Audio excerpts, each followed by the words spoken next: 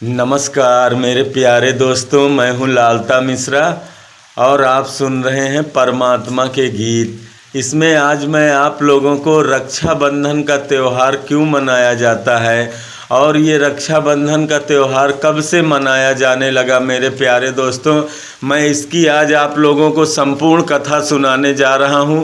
आप लोग ध्यानपूर्वक सुनिए। कथा शुरू होती है मेरे प्यारे दोस्तों। राजा बलि एक बार 100 यज्ञ कर रहे थे, तो ये सब देख के स्वर्ग के देवता बहुत परेशान हो गए, क्योंकि जो व्यक्ति 100 यज्ञ पूरे कर लेता है फिर वो इंद्र के इंद्रासन का अधिकारी बन जाता है। ये सब देख के देवता बहुत परेशान होके, व्याकुल होके भगवान श्री हरि नारायण के पास पहुँचे और उनकी बहुत स्तुति वंदना प्रार्थना किया। भगवान श्री हरि करुणा निधान तुरंत प्रसन्न हो गए। उन्होंने कहा, देवताओं तुम लोग चिंता मत करो, मैं तुम सबकी रक्षा करूँगा।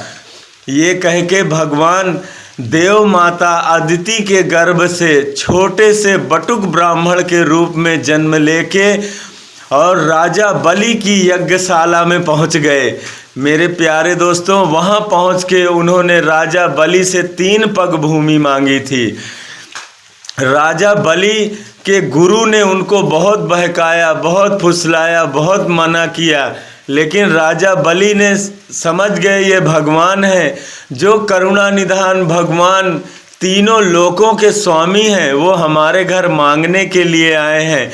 इसलिए ये सोच के राजा बलि ने अपना सर्वस्व दान कर दिया भगवान श्री हरि को।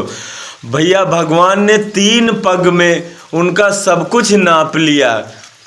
भगवान श्री हरि नारायण राजा बलि से इतना प्रसन्न हो गए कि उन्होंने बलि से कहा कि बलि, मैं तुमसे बहुत प्रसन्न हूँ, तुम जो चाहो मांग सकते हो।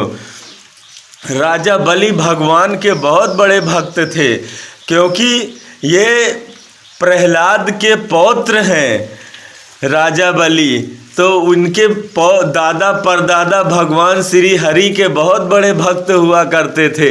ये समझ के राजा बलि ने कहा कि प्रभु हमारे धन्य भाग जगे जो आप हमें दर्शन दिए हैं। तो भगवान उनके ऊपर प्रसन्न होकर उन्हें वरदान देने लगे। बोले तुम मांग लो राजा बलि, क्या चाहते हो।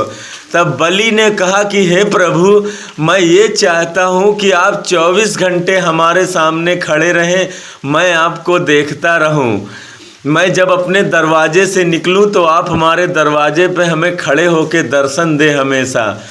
भगवान भैया राजा बलि से प्रसन्न हुए थे। उन्होंने कहा कि ठीक है राजा बलि, मैं तुमको आशीर्वाद देता हूँ कि मैं तुम्हारे दरवाजे पे खड़ा रहूँगा। जब भी तुम अंदर आओगे, बाहर जाओगे तो तुम्हें हमारे दर्शन होंगे। तो भैया ये बात नारद मुनि दौड़े दौड़े गए, लक्ष्मी जी को बताया कि लक्ष्मी जी से कहा, माता जी अब तो आप भी अकेले हो गई हमारी तरह। जैसे मैं अकेले विचरण करता हूँ वैसे अब आप भी अकेले ही विचरण करेंगी।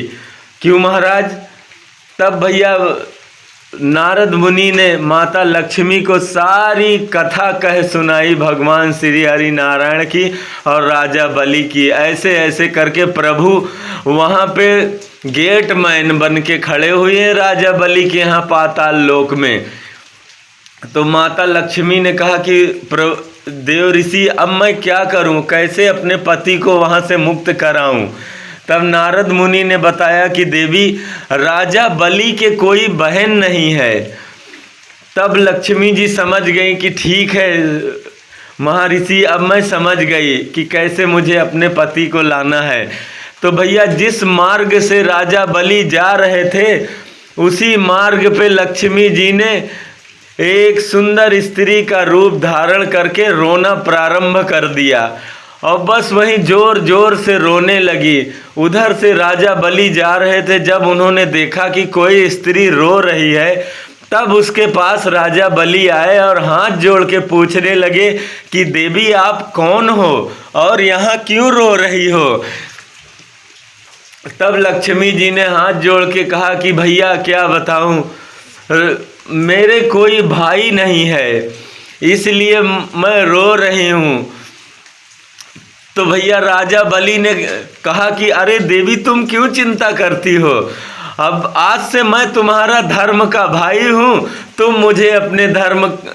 मेरे धर्म की बहन हो और मुझे तुम अपने धर्म का भाई बना लो। आज से हम दोनों भाई बहन हैं धर्म के।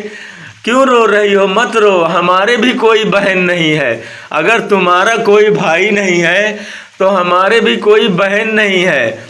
तो उन्होंने भैया एक रक्षा सूत्र उठाया और वहीं पे यद्देनो बलि राजा दान ब्रेंदो महाबला तेन त्वामी रक्षे माचलम। रक्षा सूत्र उठाया माता जी ने और वहीं राजा बलि को बांध दिया। आज से भैया राजा बलि ने कहा कि आज से तुम मेरी धर्म की बहन हो, चलो हमारे घर। बोले नहीं भैया, अब तुम हमारे भाई हो गए, मुझे भैया भी मिल गया, अब क्या घर जाना। बोले नहीं नहीं बहन, तुमने मुझे अपना भाई बनाया है और धर्म के भाई बनाने के नाते तुम्हें हमसे कुछ मांगना चाहिए, मांग लो, क्या चाहिए तुम्हें हमसे। तो लक्ष्मी जी ने कहा कि भैया अब तेरे ही घर में रहूंगी, तेरे ही खाऊंगी, तुझे ही अपना भाई बनाया, अब तुझसे क्या मांगना, अब तो सब कुछ मिल गया। पर राजा बलि ने कहा कि नहीं बहन, मांगना तो पड़ता ही है, ये तो नियम है मांगने का कि भाई से एक बहन जरूर कुछ मांगती है। मैं तुम्हारा सारे जीवन रक्षा करूंगा, लेकिन फिर भी कुछ मांग लो। तो लक्ष्मी जी ने कहा कि भैया अगर तुम मुझे देना चाहते हो तो पहले हाथ में जल लेके संकल्प करो कि जो मैं मांगूंगी वो तुम हमें जरूर दोगे। संकल्प का नाम सुन के राजा बलि की धड़कनें तेज हो गई कि बोले देवी अभी एक बार संकल्प किया था तो तीनों लोक देना पड़ गया, अब तुम फिर संकल्प करवा रही हो। अरे तुम मेरी धर्म की बहन हो, जो मांगोगी वो दूंगा दूंगा दूंगा, मांगो क्या चाहती हो।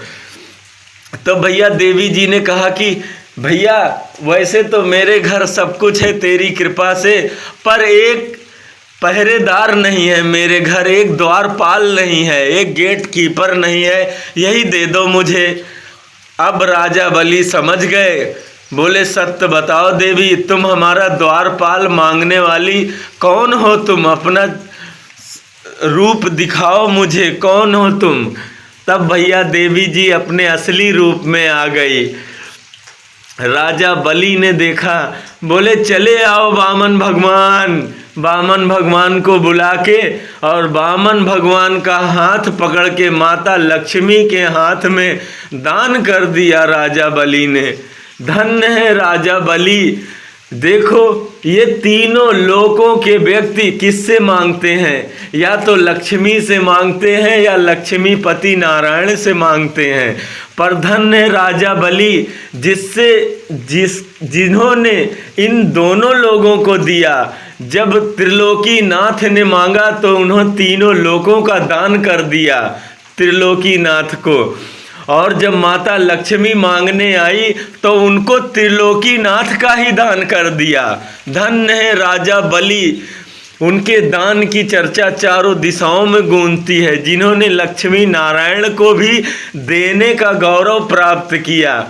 भैया इसी दिन सावन मास की पूर्णिमा तिथि थी, जिस दिन माता लक्ष्मी ने अपने भाई राजा बलि को रक्षा सूत्र बांध के अपना भाई बनाया था। उसी दिन से सभी बहनें अपने भाई को इसी दिन रक्षा बांधती हैं और उनके भाई जीवन भर अपनी बहनों की रक्षा का वचन देते हैं। मेरे प्यारे दोस्तों, इसी दिन से रक्षाबंधन का त्यौहार बहुत ही धूमधाम से मनाया जाने लगा।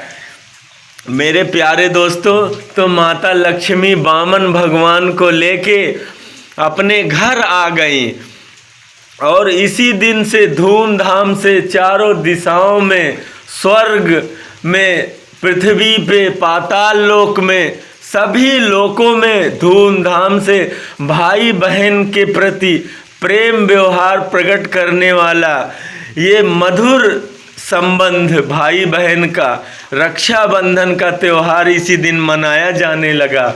मेरे प्यारे दोस्तों, आप लोगों को अगर ये रक्षाबंधन की कथा पसंद आई हो तो एक लाइक ज़रूर करना। हम फिर मिलेंगे अपने अगले वीडियो में आप लोगों को। तब तक के लिए जय श्री राधे कृष्ण।